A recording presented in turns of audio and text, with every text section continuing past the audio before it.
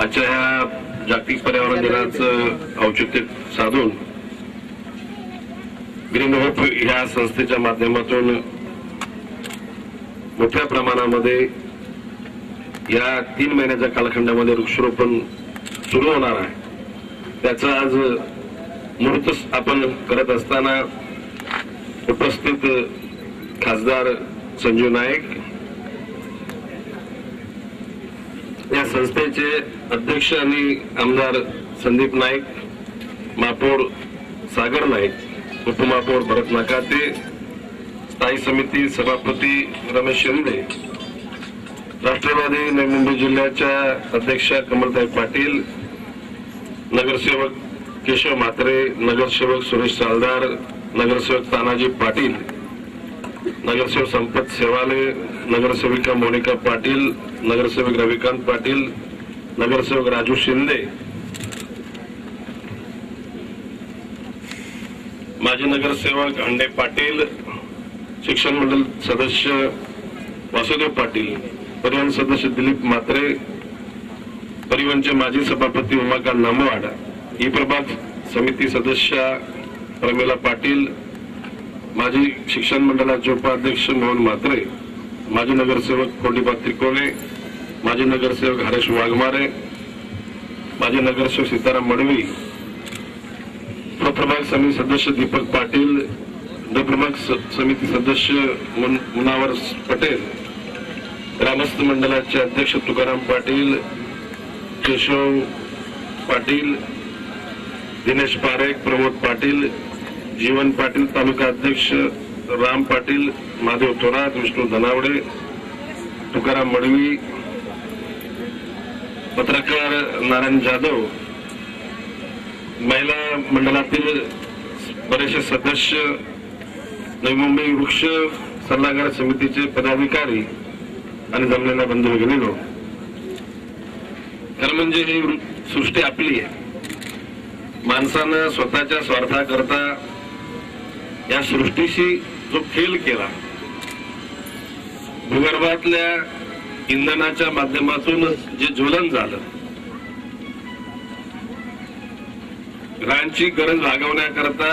जमिनीचा वापर केला गेला, नाले ओढे बंद केले गेले आणि पर्यायानं त्या ठिकाणी एकूण औद्योगिकरण मोठ्या प्रमाणात झालं, ज्याच्यामध्ये टॉक्सिक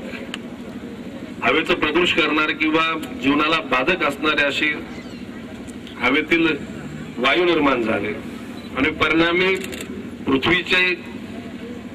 तापमान बॅलन्स करणारे, समतोल साधणारा ओझोनचा थर हा डॅमेज झाला आणि ओझोनचा थर डॅमेज झाल्यामुळे सूर्याची किरण पृथ्वीवर जी स्ट्रेट पडू लागली, त्याच्यामुळे तापमान वाढलं, ज्याला इंग्रजीमध्ये ग्लोबल वॉर्मिंग म्हटलं जातं आणि परिणामी हे अकाली पाऊस, त्यामध्ये सुनामी, मोठे मोठे होणारे वादळ आणि अशा प्रकारच्या मानवाने निर्माण केलेल्या सर्व समस्यामुळे संपूर्ण निसर्गाचा समतोल ढासळल्याने आज आपण मोठ्या प्रमाणामध्ये समस्येला सामोरे जात आहोत, ज्याच्यामध्ये जपानमध्ये मधल्या कालखंडात जी उद्ध्वस्त भूमी झाली, हजारो लोक प्राणाला मुकले, ही मानवानंच केलेल्या सर्व गोष्टीची करामत आहे आणि म्हणून भविष्य काळामध्ये पुन्हा निसर्गाचं सौंदर्य त्याला परत देण्याच्यासाठी, निसर्गाचा समतोल राखण्याकरता जशी हवेचं प्रदूषण, पाण्याचं प्रदूषण, ध्वनीचं प्रदूषण याच्यावर नियंत्रण ठेवणं गरजेचं आहे। त्याचबरोबर वृक्षाच्या लागवडीच्या माध्यमातून या पृथ्वीच्या भूतलावरचं तापमान ठेवण्याकरता, स्थिर ठेवण्याकरता, किंवा झाड लागल्यानंतर जमिनीची धूप होत नाही, इरोजन ऑफ लँड, माती एकूण ठेवली जाते, त्यामध्ये पाण्याचा साठा होतो। निश्चितपणे वृक्षांच्या असलेल्या आच्छादनामुळे सूर्याची किरण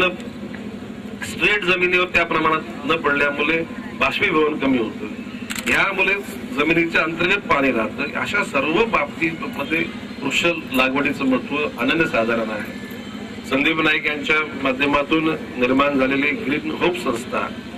मगाशी त्यांच्या प्रस्तावात त्यांनी सांगितल्याप्रमाणे आज सुरू झालेला हा ड्राईव्ह म्हणजे हा उपक्रम आता आज ह्या ऐरोली तुमच्या घनसोलीमध्ये आहोत, आता सीबीडी मध्ये जाणार आहोत आणि टप्प्याटप्प्यानं प्रत्येक नोड म्हणजे ज्याच्यामध्ये CBD, Nerul phase 1, phase 2, Sanpada, Vashi, Koparkhairane, Ghansoli, Airoli, पूर्व पट्ट्यामध्ये एमआयडीसी भागामध्ये म्हणजे एकूण नवी मुंबई जर अशी आकाशातून बघितल्यानंतर ती हिरवीगार दिसावी आणि ती आपल्या सर्वांच्या हाताच्या माध्यमातून हिरवीगार होण्यासाठी त्याच्याने प्रोत्साहित व्हावं, या पाठीमागे हा उद्देश आहे. आज आपण फार मोठ्या प्रमाणामध्ये कार्यकर्ते जमले आणि मला विश्वास आहे की ज्या पद्धतीने आज राष्ट्रवादीचे कार्यकर्ते जे काम करत आहेत, नगरसेवक काम करत आहेत, आपले आजी माजी पदाधिकारी आणि प्रतिनिधी काम करत आहेत, हे बघून निश्चितपणे नवी मुंबईचा सर्वार्थानं विकास होण्याकरता हे सुचिन्ह आहे.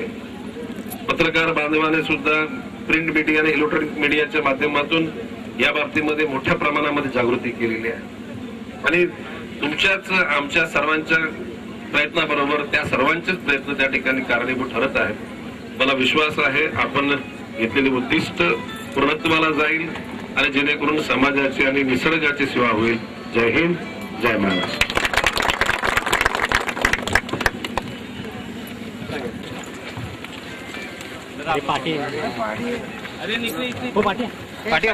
तुम्ही या साईडने, तुम्ही या मागे घ्या, एक मागे मागे साहेबांच्या